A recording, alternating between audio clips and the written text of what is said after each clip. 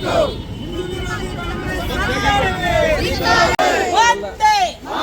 जय श्री राम, जय श्री राम। धिक्कारा धिक्कारा कांग्रेस सरकार के, धिक्कारा धिक्कारा कांग्रेस सरकार के, हिंदू विरोधी कांग्रेस सरकार के, धिक्कारा धिक्कारा हिंदू विरोधी कांग्रेस सरकार के, धिक्कारा धिक्कारा। We want justice, we want justice, we want justice, we want justice।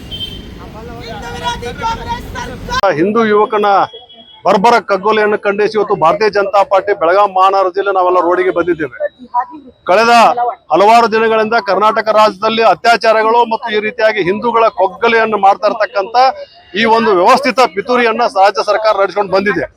ಯಾರು ಕಗ್ಗೊಲೆಗಳನ್ನು ಮಾಡ್ತಾ ಇದ್ದಾರೆ, ಯಾರಿಗೆ ಅವರು ಬೆಂಬಲವಾಗಿ ನಿಲ್ಲಬೇಕಾಗಿತ್ತು ಸರ್ಕಾರ, ಅವರಿಗೆ ಬೆಂಬಲವಾಗಿ ನಿಲ್ಲದೇನೆ ಈ ಮರ್ಡರರ್ಗಳಿಗೆ ಸಪೋರ್ಟ್ ಅನ್ನು ತೋರಿಸ್ತಾ ಇರತಕ್ಕಂಥದ್ದು ಅತ್ಯಂತ ಖಂಡನೀಯ ರಾಜ್ಯದಲ್ಲಿ।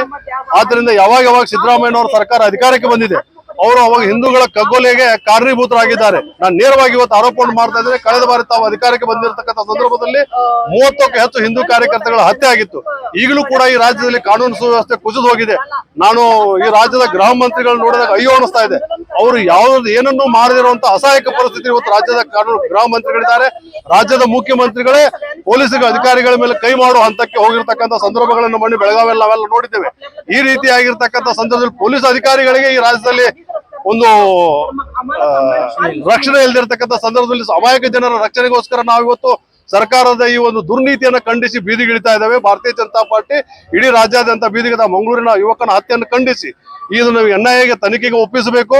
ಈ ರಾಜ್ಯದಲ್ಲಿ ಸರ್ಕಾರ ಸತ್ತು ಹೋಗಿದೆ। ಇವತ್ತು ಈ ಸರ್ಕಾರಕ್ಕೆ ಒಂದು ಕ್ಷಣವೂ ಕೂಡ ಅಧಿಕಾರದಲ್ಲಿ ನೈತಿಕತೆಯನ್ನು ಕಳ್ಕೊಂಡಿರ್ತಕ್ಕಂಥ ಸಿದ್ದರಾಮಯ್ಯನವರ ಸರ್ಕಾರ, ನೀವು ಏನ್ ಮಾಡ್ತಾ ಇದ್ರೆ ಮಾನ್ಯ ಸಿದ್ದರಾಮಯ್ಯನವರು ನಾನು ಕೇಳ್ತಾ ಇದ್ದೇನೆ।